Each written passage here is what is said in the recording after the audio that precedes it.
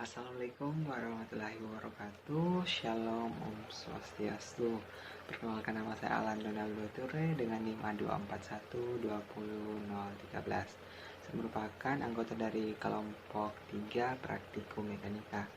Nah, pada video kali ini saya akan membahas tentang pendulum amplitudo besar.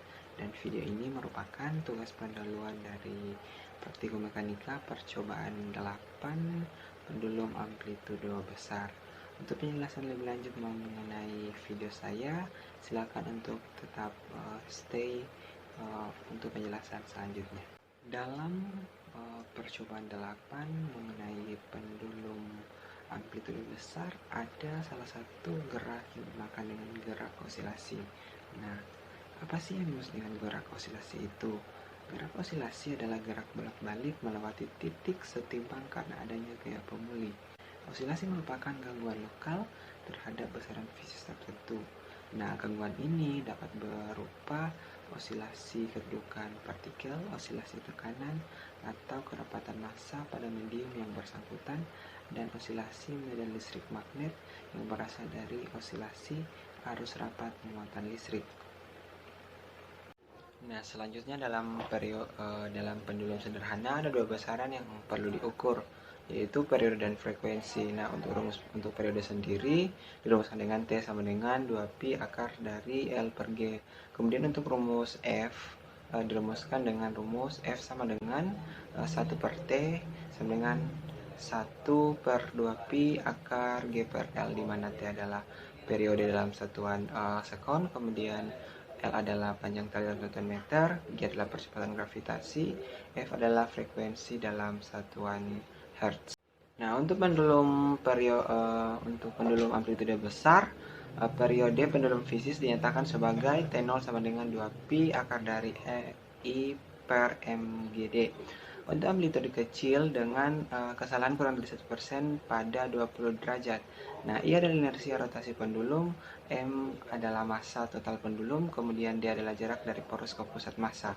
Pendekatan menjadi persis seperti amplitudo mendekati nol. Dalam hal ini, gerak yang terjadi adalah gerak harmonis sederhana dan perpindahan sudut diberikan oleh theta sama dengan theta 0 sin AT ditambah dengan pi. Dari persamaan perpindahan sudut yang diberikan oleh theta sama dengan theta 0 sin dalam kurung AT tambah pi, di mana theta 0 adalah perpindahan sudut awal, A adalah konstanta yang disebut frekuensi sudut dengan nilai 2pi per T0, dan untuk pi adalah konstanta yang disebut sebagai sudut fase yang ditentukan oleh nilai pi saat T sama dengan 0. Nah, kecepatan sudut dan percepatan sudut kemudian dinyatakan dalam persamaan omega sama dengan d theta per dt sama dengan a theta 0 cos dalam kurung at tambah pi. Kemudian untuk percepatan sudut alfa sama dengan d omega per dt sama dengan min a pangkat 2 theta 0 dikali dengan sin dalam kurung at tambah pi. Untuk amplitudo yang lebih besar, pengembalian torsi tidak linear dan periode yang diberikan oleh delta terbatas dinyatakan dalam persamaan T sama dengan T0 kurung awal 1 tambah sigma N sama dengan I sampai P dalam kurung 2N kurang 1 faktorial per 2 pangkat N kali N faktorial dipangkatkan dengan 2 dikali dengan sin 2pi dalam kurung A per 2, di mana N adalah bilangan bulat dan A adalah amplitudo. Adapun alat dan bahan yang digunakan dalam percobaan ini, yang pertama itu pendulum bermassa. Pendulum bermassa merupakan bahan yang akan diuji dalam percobaan. Kemudian yang kedua itu katrol. Katrol merupakan tempat untuk meletakkan pendulum dan berfungsi untuk memutar pendulum. Kemudian yang ketiga adalah sensor gerak rotasi, merupakan detektor gerak rotasi saat pendulum berputar pada katrol. Alat dan bahan selanjutnya itu statif, merupakan alat untuk meletakkan sensor gerak rotasi. Kemudian ada 815 Universal Interface, digunakan untuk menghubungkan sensor gerak rotasi dengan Pasco Capson software pada komputer. Kemudian Pasco Capstone digunakan sebagai aplikasi yang menunjukkan grafik nilai dari percobaan.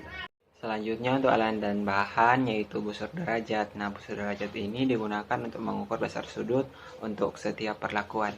Nah, untuk prosedur kerja pada percobaan 8 ini dimulai dengan penyiapan alat dan bahan yang digunakan dalam percobaan. Kemudian kita menyusun alat seperti pada gambar yang telah tertera. Kemudian yang ketiga mengumumkan input 850 Universal Interface ke software Pasco Capstone pada komputer atau laptop.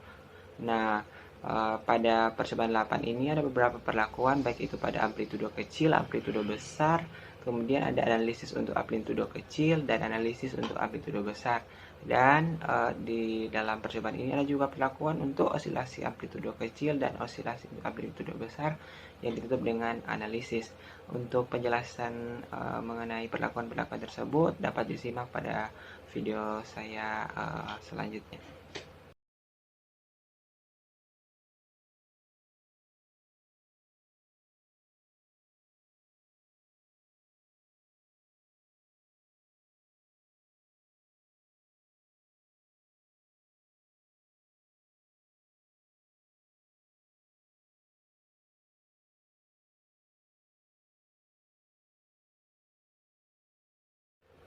Baik, sekian video saya mengenai pendulum amplitudo besar.